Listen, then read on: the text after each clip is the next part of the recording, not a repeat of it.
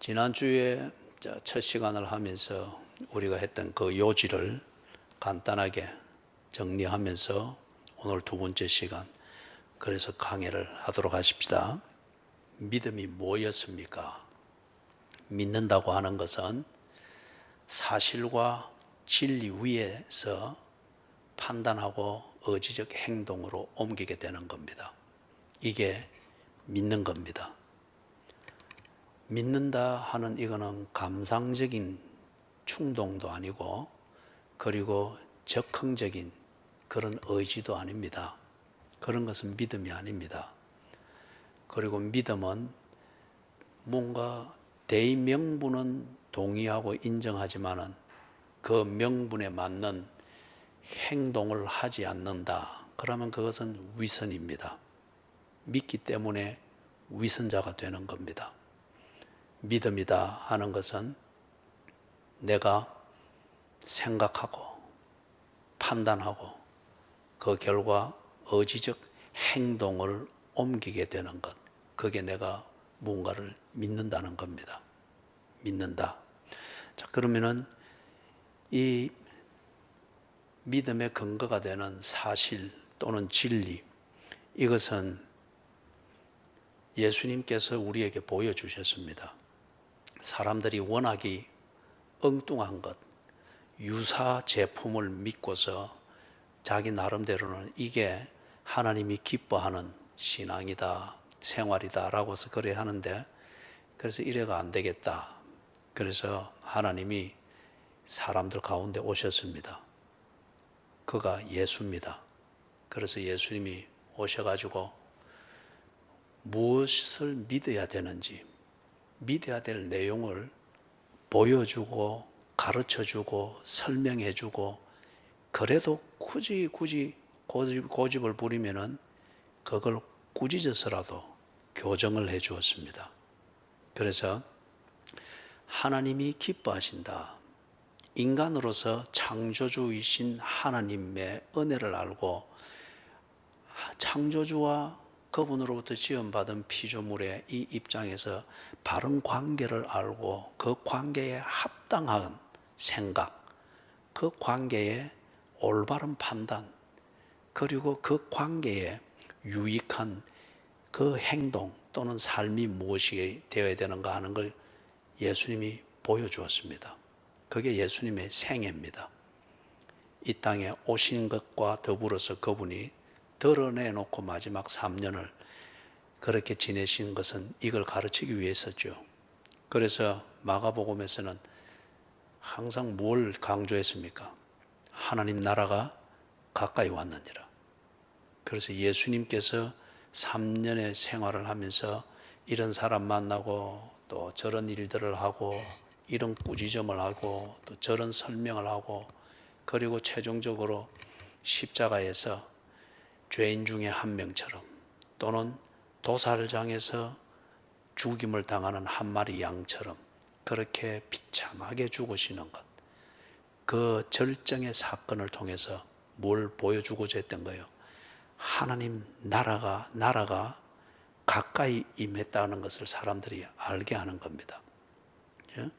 하나님 나라를 몰라서 못 들어가는 것도 아니고, 하나님 나라가 너무 멀리 있기 때문에, 나는 원하지만 하나님 나라가 너무 멀리 있기 때문에 못 들어가는 것도 아니고, 또는 하나님 나라가 너무 어렵기 때문에 쉽게 사는 나 같은 존재는 엄두도 못 낸다, 그런 게 아니다. 그래서 하나님 나라는 믿음이 있으면 들어갈 수 있도록 가까이 가지고 오셨습니다.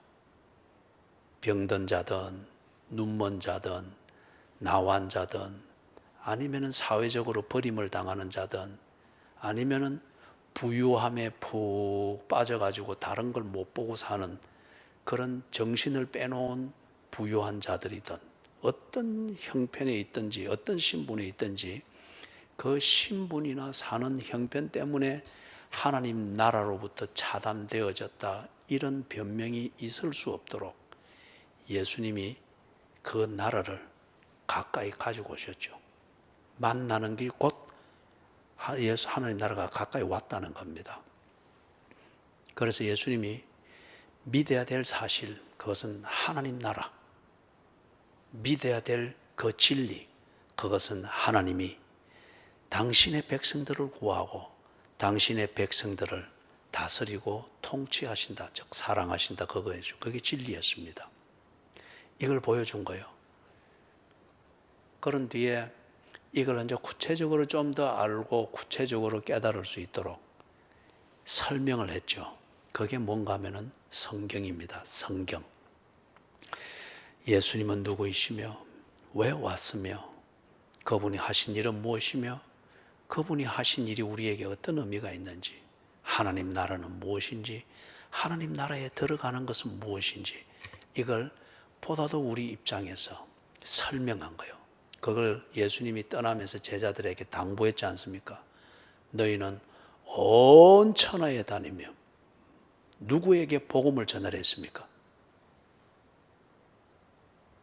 1번 시꺼먼 옷 입은 사람들, 2번 시꺼먼 거 피한답시고 어중간한 색 옷 입은 사람들, 3번 만민에게 몇 번입니까? 하여튼 내가 문제를 내면 무조건 마지막 거 찍으면 돼요. 나도 안 그러려고 하는데 꼭 그래야 돼요. 너희는 온 천하에 다니며 만민에게 복음을 전하라. 그래서 내가 너희에게 가르쳐 분부한 모든 것을, 내가 너희에게 분부한 모든 것을 가르쳐 지켜 행하게 하라 그랬죠. 그래서 입으로 전하고 삶을 나누는 것을 전하고, 그리고 이걸 기록으로 다 읽기 좋도록 썼습니다. 그게 뭡니까? 성경입니다. 그래서 예수님이 우리에게 가지고 온 믿어야 될 내용, 그 사실과 진리 보여주었습니다. 이것을 보다 구체적으로 누구나 마음을 열면은 알 수 있고 들어갈 수 있고 깨달을 수 있도록 성경을 다 만들었습니다. 그래서 우리에게 딱 주신 거예요. 그러면은 우리가 하나님과의 관계에서 합당하고 하나님께 기쁨이 되고, 그래서 내게도 그 기쁨과 영혼에서부터 춤이 덩실덩실 나오게 만드는 그 삶으로 만들어내는 그런 믿음, 그런 삶을 위해서 제대로 생각하고 제대로 판단하고 제대로 우리의 삶의 전적인 의지를 들여서 행동으로 다 그렇게 살아가도록 만드는 그 믿음은 무엇이어야 되는가? 그것은 성경이 우리에게 말하고 있는 그 사실과 진리 위에서 생각하고 판단하고 행동하는 겁니다. 왜냐? 성경은 예수님이 보여준 그것을 다시 확인해주고 설명해주는 것이기 때문에. 그렇죠? 그렇기 때문에 우리가 어떤 다른 사실이든지 내 마음에 쏙 드는 것이다 싶어서 그 어떤 주장이나 사상이나 이론 이런 것에 근거해 가지고 뭔가, 그것은 자기 나름대로의 믿음은 될 수 있고 자기 나름대로 소신 있게 사는 하나의 믿음은 될 수 있을지 모르지만, 그러나 하나님과의 관계하고는 상관이 없는 믿음입니다. 무슨 말씀인지 이해가 됐죠? 그죠? 하나님과의 관계, 그리스도인이 가져야 될 이 믿음, 그것은 성경에서 말하고 성경에서 확인되어지는 그 사실, 그 진리, 그것을 받아들이고 그 위에서 내가 판단하고 삶의 행동을 다 맞추어 나가는 겁니다. 자, 이걸 예수님께서 특별히 12장에서 차근차근 우리에게 가르쳤죠. 그죠? 자, 그런 다음에 이제 13장 시작해서 이렇게 보니까 제자들이 전혀 예수님을 경청하여 듣는 것 같았는데, 그런데 자기들의 중심과 자기들의 생각은 지금 다른 데 가 있습니다. 다른 말로 조금 과장해서 말하면 그들이 예수님이 말하는 것, 그리고 예수님과 함께 시간을 보내는 것은 재밌는 것을 위해서, 재밌는 시간을 활용하기 위해서 그렇게 지내는 거고, 그들이 믿는 것은 따로 있었습니다. 자기들이 판단하고 이래야 될까 저래야 될까 고민하면서 판단을 만들고, 그래서 그 판단대로 의지적 행동을, 그날을 그렇게 사는 그 근거가 되는 그들의 믿음의 근거는 따로 있었습니다. 이게 이제 문제예요. 우리가 예를 들면 교회는 꼬박꼬박 나오지만은 믿는 것은 다를 때에 교회는 나오지만은 전혀 생활은 그리스도인답게 살지 않습니다. 그럴 경우는 교회 꼬박꼬박 나오는 것은 자기 자신의 종교적 불안감이든지 안 그러면 종교적 기대를 채우는 그러한 시간 활용이죠. 그렇기 때문에 교회에서 예배를 정숙하게 드리고 이래 하지만은 이 제자들처럼 생각은 이미 다른데 딱 묶여 있는 겁니다. 그렇기 때문에 교회에서 예배 드리고 설교 듣고 기도하면서 양심을 내어놓았던 대로 결코 교회 밖에서 그렇게 생각하고 행동하지 않습니다. 이거는 그 사람도 나름대로 믿음은 있지만은 그 믿음의 근거는 전혀 다른 겁니다. 지금 이 제자들이 예수님하고 이제 3년째 왔지 않습니까? 그래서 예수님이 어떤 면에서는 믿음이 뭔지, 그 믿음의 근거가 되는 사실과 진리, 다시 말해서 예수가 하나님이고 그 예수님이 그들과 함께 있다는 자체는 하나님 나라가 그들 가까이 있다고 하는 이것을 보여주는 사실이고, 그 예수가 가르치고는 그대로 인정하고 그렇게 받아들일 때에 그 하나님 나라에 들어간다. 이거는 진리입니다. 이걸 그동안 보여주면서 12장에서 이렇게 하면 다 정리를 해주는데, 이 제자들은 재밌게 들었는지는 모르지만은 믿지는 아니었습니다. 그들이 믿는 것은 따로 있었습니다. 그들이 믿기로는 내가 하나님의 백성이 되고 하나님의 기쁨이 되고 또 하나님께서 나를 기뻐하시는 이 교제가 되려고 하면은 지금 예수님이 말하는 것 이게 아니고 그들이 전통적으로 믿어왔던 것, 성전 또는 성전과 관련되어진 전통, 그들 몸에 익은 신앙생활하는 그 전통이든지 법이든지 교리든지 그것이라 그들은 체질처럼 그렇게 믿고 있는 거예요. 그렇기 때문에 13장에서 이 사람들이 예수님께 그렇게 말을 한 겁니다. 예수님이 큰 그 사실과 진리에 대해서 정리를 해줬는데 13장에서 탁 시작하는 게 성전을 두고 자랑하지 않습니까? 그죠? 이 말은 그들의 여호와를 믿는 이 신앙, 이 근거가 되는 성전, 이게 얼마나 아름답고 얼마나 위용적이고 이게 이렇게 견고하고 아름다운 이상 이것에 근거해서 여호와를 믿고 우리가 판단하고 행동하고 그렇게 살아가는 우리의 믿음은 견고합니다. 이런 취지예요. 그래서 지난 시간에 에스겔이 어떻게 했든지 또 포로 생활할 때에 그 유대인들이 예루살렘 또는 예루살렘 성전에 건재할 때 그들은 희망이 있었지만은 그게 무너지고 회파됐다는 소식을 들을 때 그들의 희망도 다 무너졌죠. 그것처럼 이 사람들이 전통적으로 이런 성전이든지 어떤 이런 것에 근거해서 이게 건재한 이상 하나님도 살아계신다. 이게 건재한 이상 내가 믿는 믿음 이것도 건재하고 유효하다. 이런 식이었어요. 그럼 이게 엉터리로 들은 겁니다. 그래서 지금 예수님께서 2절에서 그 말씀을 하신 거죠. 돌 하나도 돌 위에 남지 않고 다 무너뜨러지리라. 여러분, 기초가 흔들리면 어떻게 됩니까? 위에 거는 당연히 무너지죠. 그렇기 때문에 믿음은 기초와 같습니다. 그리고 이 믿음의 근거는, 믿음을 세우는 또 그 기초는 예수님을 통해서 보여주고 나타내시고 그 다음에 성경에 딱 정리가 되어 있는 그 사실과 진리, 이게 믿음의 기초입니다. 그런데 이 제자들 그리고 유대인들, 예수님 당시에 유대인들과 이 제자들은 성전과 같은 이런 전통이나 제도를 믿음의 기초를 삼은 거예요. 그렇기 때문에 이 성전이, 예수님이 예언하듯이 이 성전이 무너지면 그들의 믿음도 없는 겁니다. 무슨 말인지 이해가 됐죠? 그죠? 그래서 예수님이 참 딱하니까 이렇게 분명하게 말씀을 해준 겁니다. 돌 하나도 돌 위에 남지 아니하리라. 그래서 지난 수요일 여기까지 우리가 정리를 했죠. 자, 그러면은 이 부분에 대해서 오늘날 우리가 예수님은 어제나 오늘이나 언제까지 동일하다고 했습니까?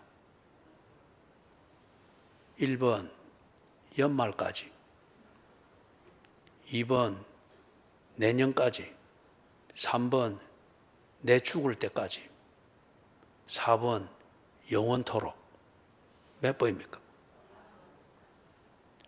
내 죽을 때까지 아닙니까?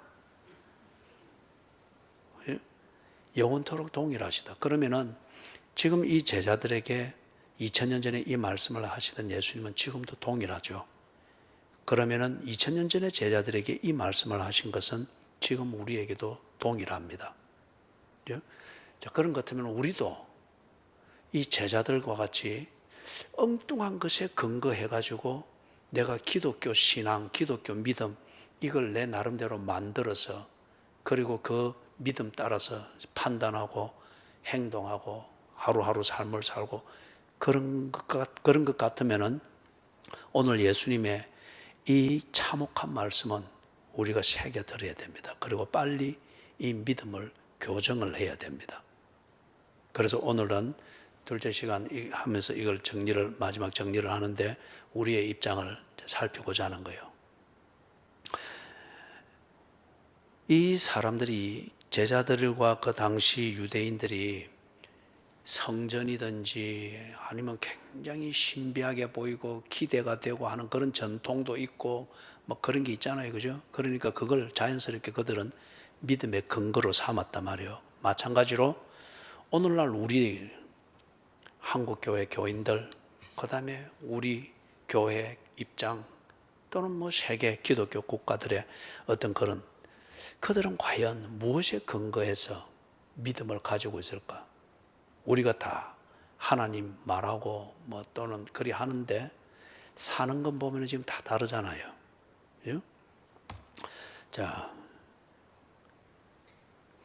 바로 정리를 하면 됐습니다. 한국 교회 입장에서 이제 이리 보는 것 같으면은 1970년대 산업화 되어지는 이 시대가 들어오면서부터 해서 한국 교회가 교파를 막론하고 교인 숫자가 폭발적으로 증가했습니다. 폭발적으로. 특히 도시교회가 폭발적으로 증가했죠. 그죠? 그때는 산업화되면서 시골에서 할 수 있는 대로 대도시로 와서 수입이 많으니까 일은 고되지만 수입이 많으니까 벌어서 시골에 있는 동생들 공부시키고 막 도시로 빠져나왔잖아요. 그리고 도시교회들이 막 폭발적으로 늘어갔습니다. 그리고 전도도 아주 활발하게 이루어졌죠. 그래서 교인들의 숫자가 폭발적으로 증가하면서 한국 교회가 어느 때부턴가 이리 되면서 교인 숫자 그리고 그걸 교회 부흥이라고 하는 이것과 연결을 시켰죠.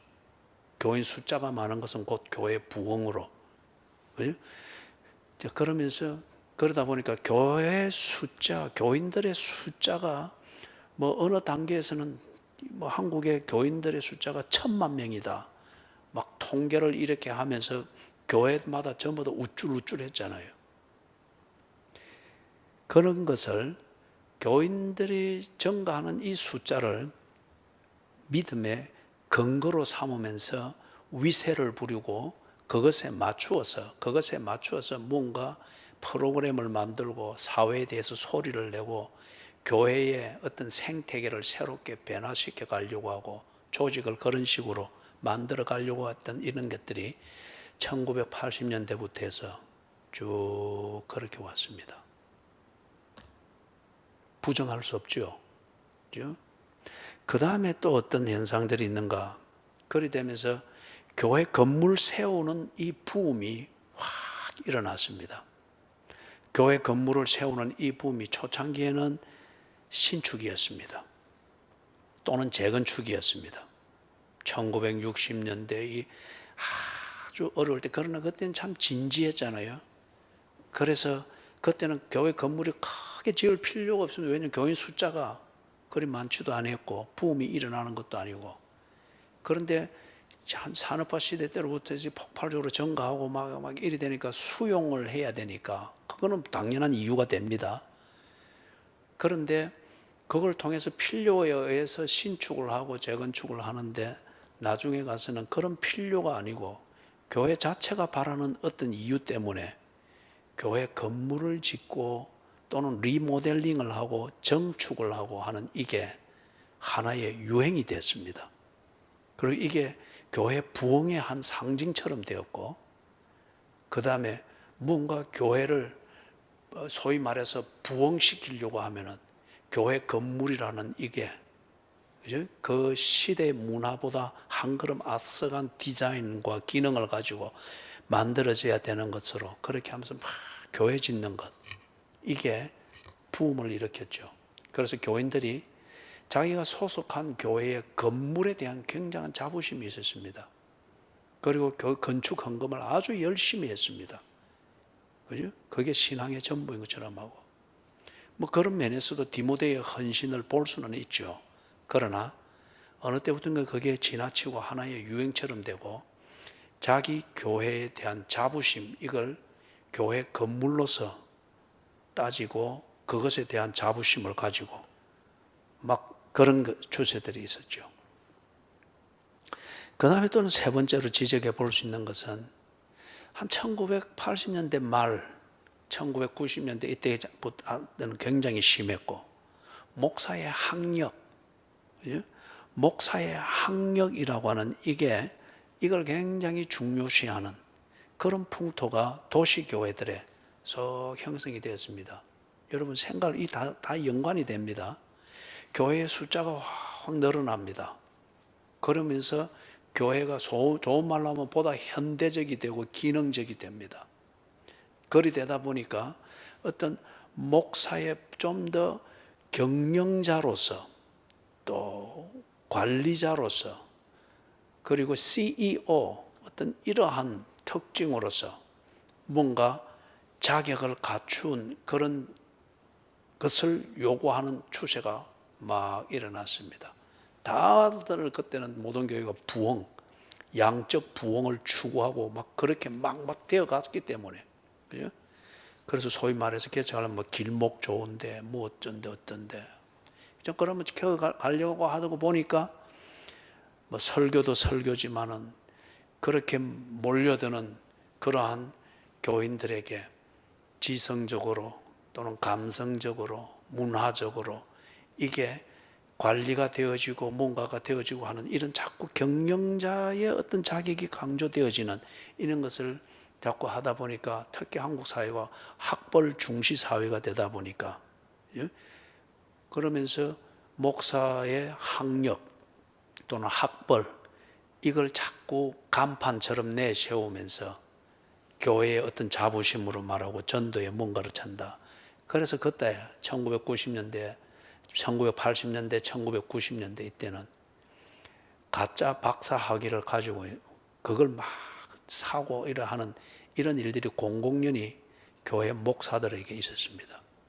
특히 이런 장사를 해 먹으려고 미국의 흐름한 그런 신학교에서, 그죠?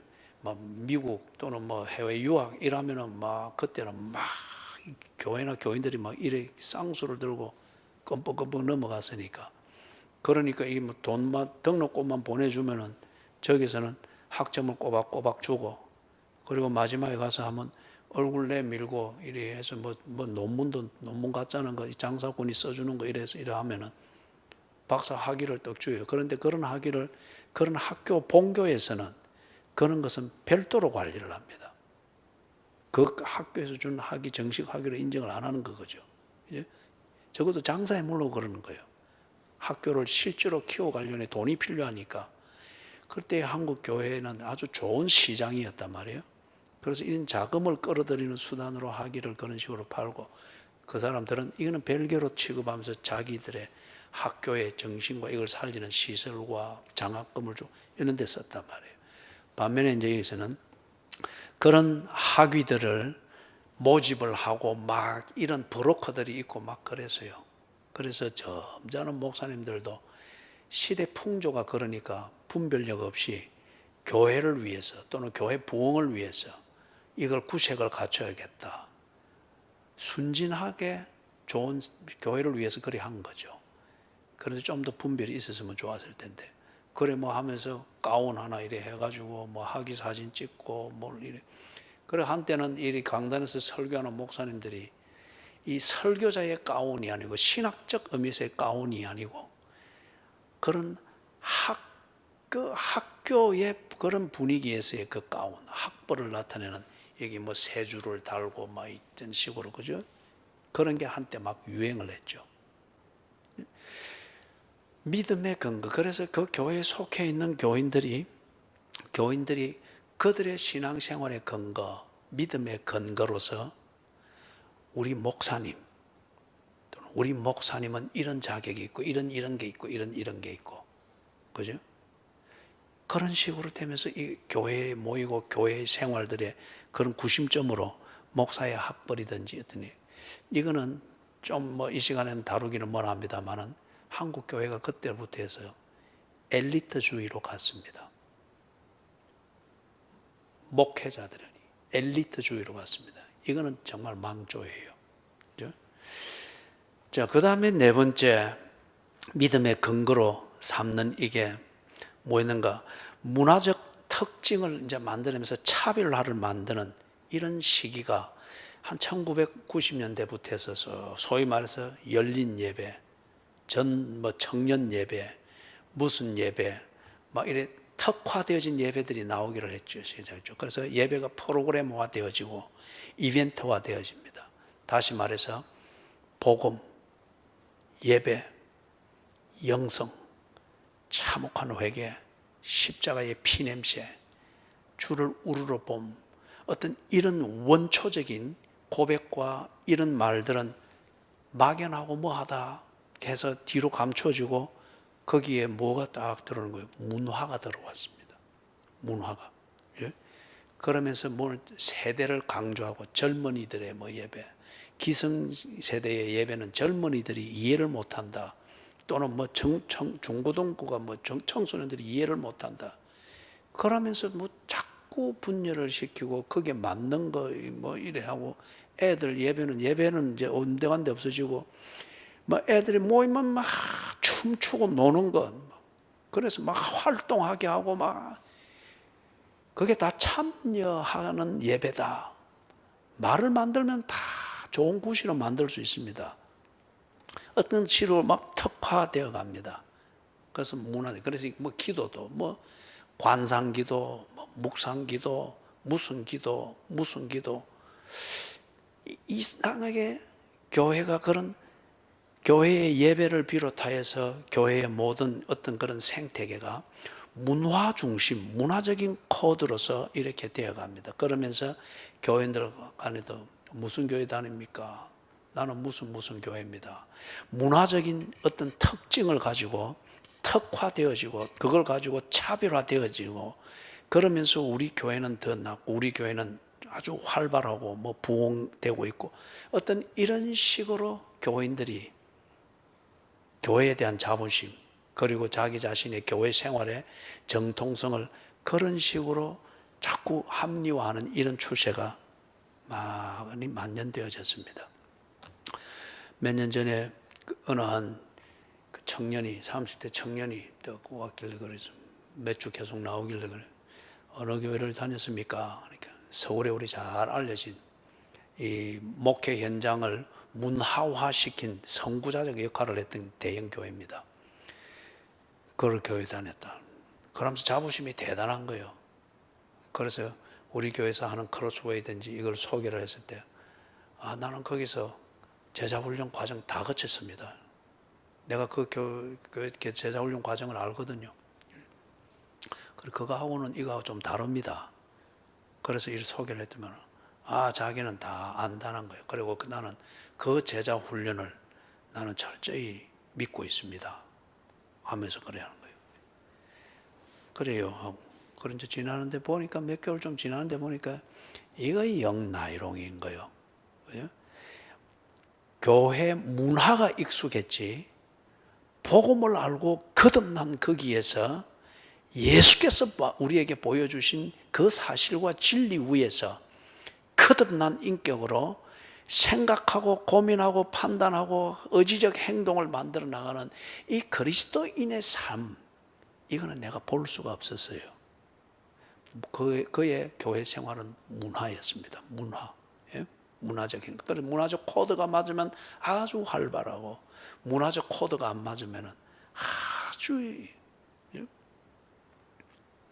그래서 이게 어느 때부턴가 1990년대 이때로부터 절정을 가면서 한국 교회 많은 교인들이 또는 교회가 믿음의 근거를 문화적 어떤 이벤트 아니면 문화적 특성 어떤 이런 것에 대해서 문화적 코드가 맞는가 하는 이것으로서 그들의 신앙 또는 교회 생활의 재미, 교회를 가야 되느냐 말아야 되느냐 이걸 결정하는 근거로 많이 삼았습니다. 지금도 특히 젊은이들 또는 그 세대를 거쳐서 온 이 중년층들도 보면은 문화적 코드를 찾아서 수평 이동을 많이 쉽게 하는 것들을 보죠. 이거 참 서글픈 현실이에요. 그 다음 마지막 한 가지 더 예를 들면은 한국 교회와 교인들 일반적인 이 성향을 볼 때에, 그죠? 아까 처음에 말했던 대로 한국 교회에 속해 있는 교인 수가 1,000만 명이다. 지금 1,000만 명 안 됩니다. 그때도 1,000만 명이 안 됐어요. 그죠? 정확하게 통계를 내면은 1,000만 명이다. 이런 교세를 가지고서 내가 기독교인이라고 하는 것에 대한 자부심을 가지려고 하고 또는 무슨 교회에 적을 두고 있는 것에 대하여서 굉장히 안심을 하려고 하는 이런 경우를 봅니다. 여러분 절대 그것은 믿음의 근거가 될 수가 없습니다. 1,000만 명이라 치십시다. 나중에 줄여서 800만 명 되면 어떻게 할 거예요? 그 근거가 없는 거 없어지는 거잖아요. 그죠? 또는 이 한국 교회가 이 교권을 가지고 이 교세를 확장을 해서 이 국가의 정치 세력으로서 얼마만큼 영향력을 미치고 있느냐, 얼마만큼 이 사회에 대하여서 우리가 영향력을 행사하며 기득권을 그렇게 누리고 있느냐, 어떤 이런 것으로서 한국 교회의 부흥을 판단을 하려고 합니다. 여러분, 이거는 절대 믿음의 근거가 아닙니다. 예수님 당시에도 특히 바리새파와 사두개파 그리고 헤롯 당 이래서 얼마나 자기들끼리 교권 다툼을 했어요. 그죠? 세력의 우위를 점하려고 어떻게 그래 했잖아요. 그거는 첫째 믿음이 아니었습니다. 믿음의 근거가 아니었어요. 그래서 지금도 보면은 여러분 우리가 타 종교인들과 더불어서 권력 싸움을 하고 이거는 우리 믿음의 근거도 아니며 이건 우리의 믿음 생활의 본질이 아닙니다. 우리가 진리를 바로 지키고 진리를 바로 전파하고 그리스도인의 삶을 바로 사는 것, 이게 우리가 해야 될 일입니다.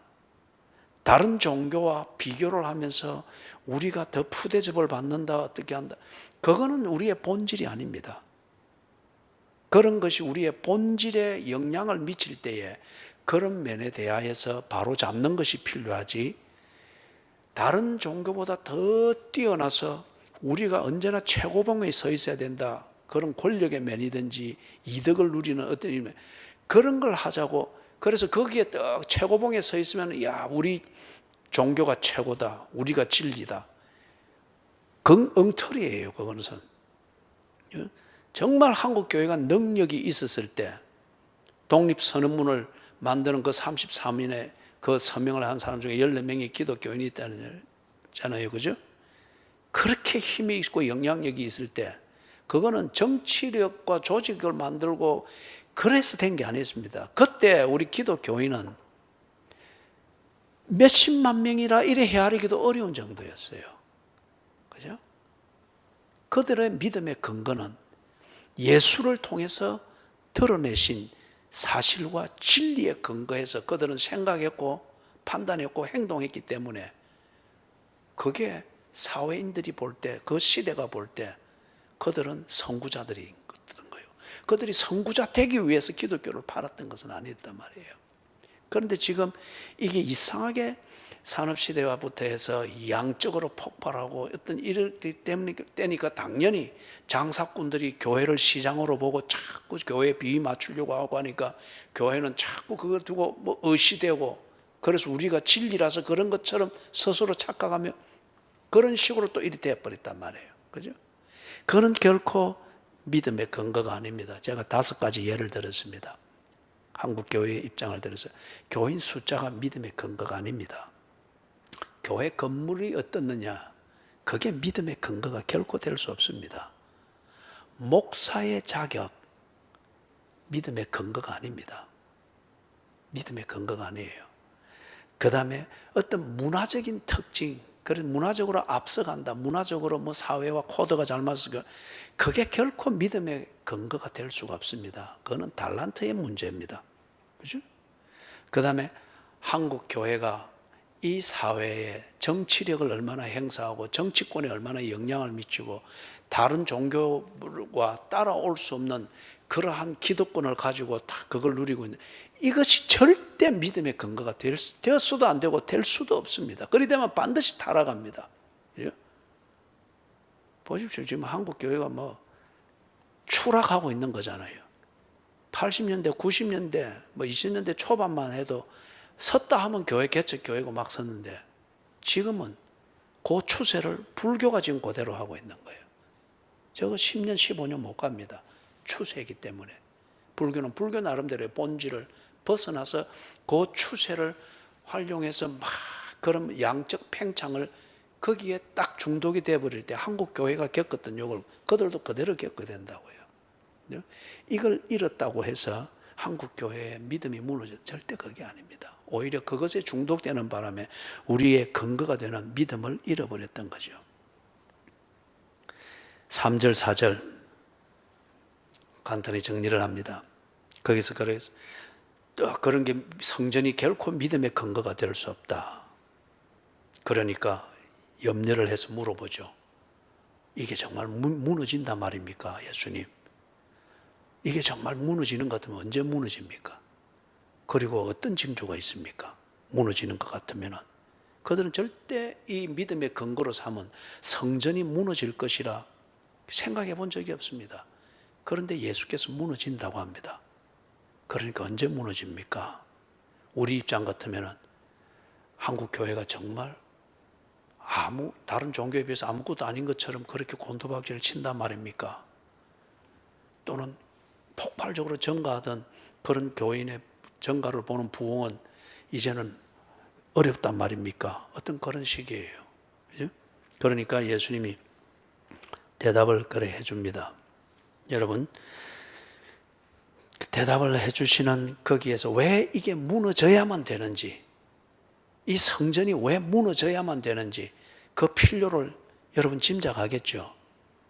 왜냐하면 이것 때문에 그들이 예수께서 역부로 가지고 온 하나님 나라를 그들이 여전히 못 보고 있단 말이에요.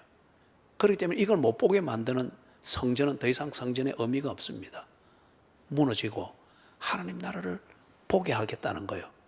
그렇기 때문에 우리 한국 교회도 목사들의 어떤 그 엘리트주의, 그죠? 어느 때부터인가 1990년대부터 해서 굉장히 이 목사들의 목회가 지성적이 되어 갑니다. 이게 배운 자들이나 중상자들에게 있어서는 이게 다 폼 잡고 들으면서 뭔가 또 뭐 하나를 뭐 지식을 얻었다 해서 그게 그런 지성적 만족을 줄지는 모르지만은 이게 뭐가 됩니까? 하나님의 말씀, 예수 그리스도의 피 묻은 십자가의 복음, 이런 것에 대해서는 비린내 난다. 왜 그런 십자가 이야기하나? 이렇게 좋은 어려운 때에 뭘 그리 또 뭐 참혹한 회개 이런 걸 골고다 이야기하고 이래 하나? 지성적으로 이게 안 맞는 거예요.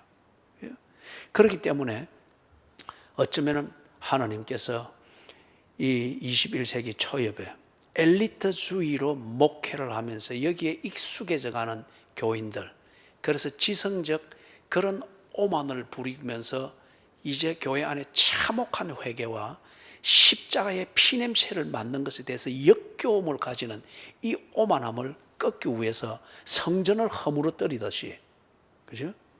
목사들의 엘리트주의에 감춰 있는 목사들의 위선을 다 드러내면서 교인들의 눈에 인간은 믿을 게 없다고 하는 것을 보게 만드는 것이겠죠. 이 엘리트주의 목회를 하니까 성경 해석은 지적 만족을 채워주는 소재가 되어지고, 그러다 보니 설교는 어떤 지적 향연을 위해서 발제를 하는 그것에 지나지 않는 거예요. 그런데 결코 회개하지 않습니다. 듣고서 옳은 소리 하네. 나도 그리 생각했는데 참 목사가 저 면에 참 똑똑하네. 그런 지적 만족이죠. 그죠? 그러니 이는 무너져야 되는 거예요. 없어져야 되는 거예요. 그래서 목사의 지적 옷을 벗겨내야 됩니다. 정말 목사가 거듭났는지, 목사가 성경을 믿는지, 목사가 정말 십자가의 피비린내를 맡을 줄 아는지, 그리고 그 피비린내를 입냄새 풍기듯 교인들에게, 그 지적 오만에 사로잡혀 있는 교인들에게 이 피비린내를 뿜어낼 수 있는지 하나님이 이걸 벗겨내야 됩니다. 그래서 엘리트주의를 무너뜨리는 거예요. 그리고 또 아까 앞에서 봤던 것, 한국교회가 의존했던 것, 이 대중적 스타급 그런 목회를 목사들이 하려고 했고, 장로들이 그런 목사들을 요구했고, 교인들도 그런 걸 요구했죠. 그래서 대중적 인기가 있고 지명도가 높은 스타급 목사가 있는 대로 막 수평 이동하면서 몰려다닙니다. 그래서 어느 교회는 교회를 벌써 세 번째 지었다든가 네 번째 지었다든가, 그죠? 그것도 몇천 명이나 들어가는 이런 교회당을, 그 중에 한 개 우리를 주면은, 그죠? 예. 그 대중적 인지도가 높고 스타급 이런 목회를 하려고 하는 거예요. 이게 소위 말해서 파퓰리즘입니다. 사람들이 좋아하고 그리고 인기에 영합할 수 있는 그런 목회를 하려고 하고, 장로들이나 교인들도 그런 목사를 만들어서 그런 식의 목회, 사람들이 좋아하는 목회, 이런 것을 하는 것을 자연스럽게 그렇게 생각하는 거예요. 그걸 믿음의 근거로 삼으니까. 그러다 보니까 예를 들면은 그런 교회, 그런 목회 현장에서 뿜어내는 설교는 감성적인 공감대를 만드는 겁니다. 감성적인 공감대. 그죠? 여러분, 대중이 모였을 때에 군중심리라고 하는 게 그렇잖아요. 그죠? 나비 효과 이런 게 만들어지면서 우는 것은 간단합니다. 웃는 것도 간단하고요. 그래서 감정에 대한 무장 해제를 시켜놓으면 공감대는 금방 만들어집니다. 그런데 그 공감대는 믿을 게 못 되죠. 지도 이 자리에 앉아 실컷 울고 나가면서 울은 대로 안 삽니다. 그죠? 오늘 은혜 많이 받았다. 와, 시원하다. 실컷 울고 나니까. 그러고는 지 하고 싶다는 거예요. 이런 걸 잘하는 그런 목회, 그게 뭔가 부흥이고 하나님이 기뻐하고 어떤 이런 식으로 해서 사람들이 그런 걸 찾아서 파퓰리즘을 찾아서 인기 몰아하는데, 하나님께서 이걸 지금 다 무너뜨리는 거예요. 그죠? 벌거벗기는 거예요. 코로나 하면 나도 아무것도 아니잖아요. 예? 그 다음에 교회를 문화 공간으로, 그죠? 문화 공간으로 꼭 동호회에 만나서 일하는 조그만 그런 문화 공간처럼 문화 코드가 맞는 사람들이 그런 문화적인 그런 교제를 나누면서 뭔가 카타르시스를 가시고 이렇게 하는데, 이제 이래 될 때에 그런 교회에서 설교는 정보 전달입니다. 정보 전달 또는 그 삶에 대한 동기부여를 만들어주는 것, 또는 자기 개발에 유익한 뭔가 이론들이나 어떤 이런 자극을 주는 것, 그죠? 그럴 때 매끄러울 수 있죠. 그죠? 그래서 양복 하얀 거 입고 여기 딱 빨간 손수건 꽂고 머리 기름 딱 바르고 그러세요. 또 이 귀에 걸으세요. 나오는 마이크 딱 해가지고 막 쫙 하면서, 예? 이래 무슨 내용을 말하는지도 모르고 그냥 끔뻑끔뻑 가는 거죠. 뭐, 그죠? 뭐. 그럴 때 그 설교를 통해서 뭐 새로운 정보를 받았고 또 새로운 뭐 지식을 받았고 또는 뭐 그런 걸 통해서 야, 좀 위로가 되어졌고 뭐 그 다음에 뭐 어떤 뭐 밴드들 나와서 뒤에 뭐 부르고 이런 좀 시원하죠. 이런 걸 없애죠. 하나님께서 성전을 허물어뜨리듯이 가까이 있는 하나님 나라를 보지 못하는 장애물로 작용하고 있는 성전을 하나님이 허물으셨다고 하면은 이까지 것 왜 못 허물겠어요?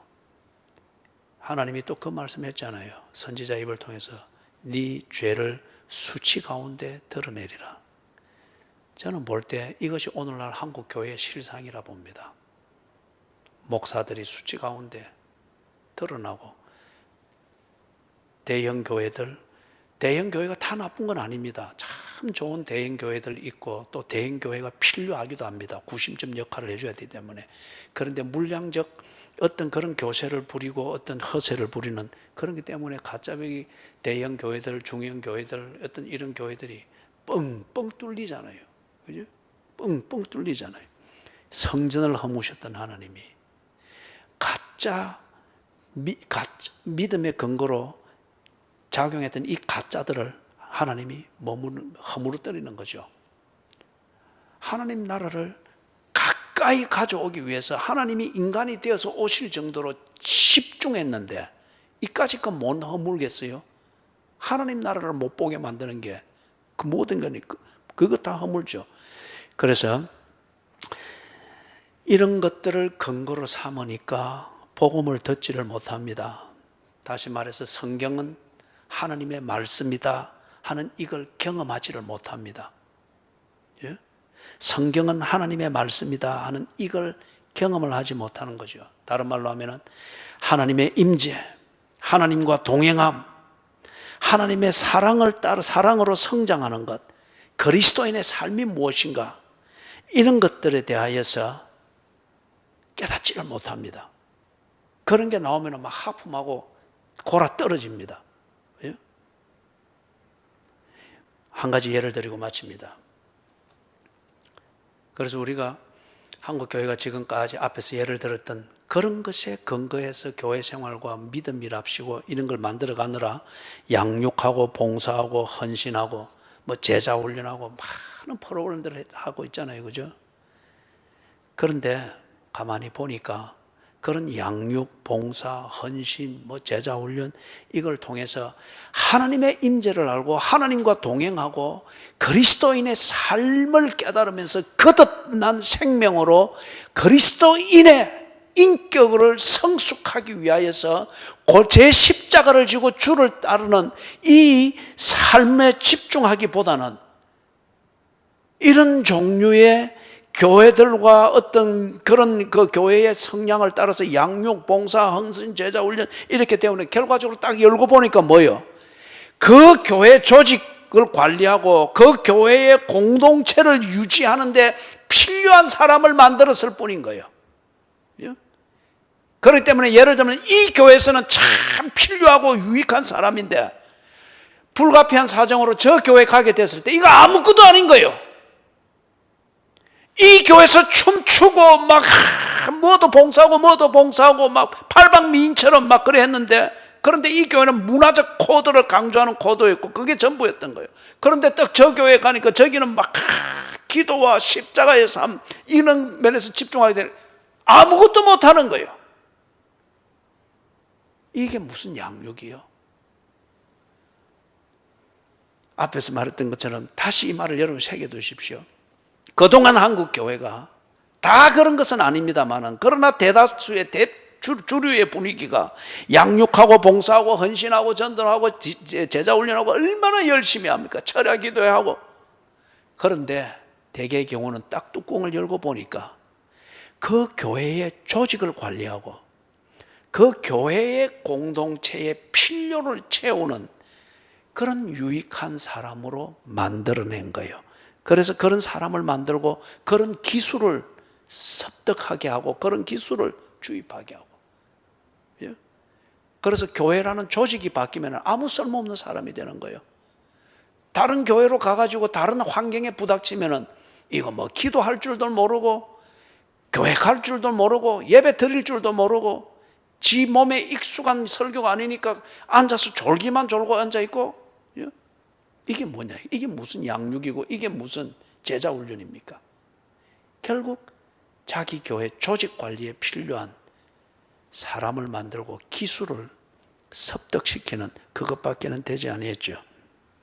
그래서 사랑하는 여러분, 이런 양육이고 이런 제자 훈련이면은 그 교회가 소멸되거나 그 교회가 분열되거나 그 교회가 필요에 의해서 자연스럽게 없어진다고 하면은 그 사람 어디서 뭘 하겠습니까? 그죠? 직장 없어진 그러한 평생 기농공과 같아요. 인쇄 활자술 이게 컴퓨터 나오면서 워드 프로세스 나오면서 싹 없어졌을 때 이 사람들이 할 게 아무것도 없어요. 옛날에 우리 영화 간판 손으로 다 그렸잖아요. 그죠? 기가 막히게 그렸잖아요. 그런데 이게 영화관 시스템 자체가 바뀌니까 이거 간판 그리는 사람이 할 게 없어져 버린 거예요. 이런 식의 양육을 받고 그런 기술을 받고 조직 관리에 필요한 그런 종류의 사람으로 양육이 돼 있다. 교회는 반드시 변합니다. 교회 조직은. 그럴 때에 아무 할 게 없어요. 그는 그리스도인으로 양육되지 못한 겁니다. 미국의 유명한 수정교회, 그 크리스탈 교회 있죠, 그죠? 그거 얼마 전에 그 천주교로 매각대가 없어졌습니다. 마지막 예배 드리는 걸 보니까 참 무상해요. 마지막 예배 드리는 거 보니까 그 교회에서 적극적 사고방식이라는 이게 복음을 대체해서 나왔고 조영기 목사님이 그 신학을 같이 공유했었거든요. 아무것도 없어요. 그 교회 자체가 조직이 천주교로 넘어가니까 그들의 적극적 사고방식, 그게 그 교회를 조직을 붙들어내지를 못하더라고요. 아무것도 없더라고요. 1800년대에 영국의 그 유명한 설교자 스펄전 이름 들어봤죠? 그때에 마이크도 없고 그때에 막 그분이 설교하면은 주일날 설교하고 하면은 막 수천 명씩 모였어요. 이제 이름이 되니까 재정도 되고 하니까 이제 수용을 하기 위해서 건물을 지었습니다. 그게 영국의 유명한 타바너클 성막교회입니다. 수천 명이 들어갈 수 있도록. 그런데 지금은 다 그 노인 몇 명이 앉아서 그 엄청난 홀에 노인 몇 명이 앉아서 예배를 드리는 그거라 그래요. 사랑하는 여러분, 믿음의 근거가 무엇입니까? 여러분은 예수를 믿는다고 하면은 무엇에 근거해서 여러분은 그 믿음을 가지고 있습니까? 교회 조직이 아닙니다. 교회 건물이 아닙니다. 그리고 다른 여타 이 한국 교회가 가는 이 분위기가 아닙니다. 이런 거는 그 시대에 맞게 그렇게 하는 것이죠. 우리의 믿음의 근거는 딱 하나입니다. 예수께서 우리에게 보여주신 그 사실과 진리입니다.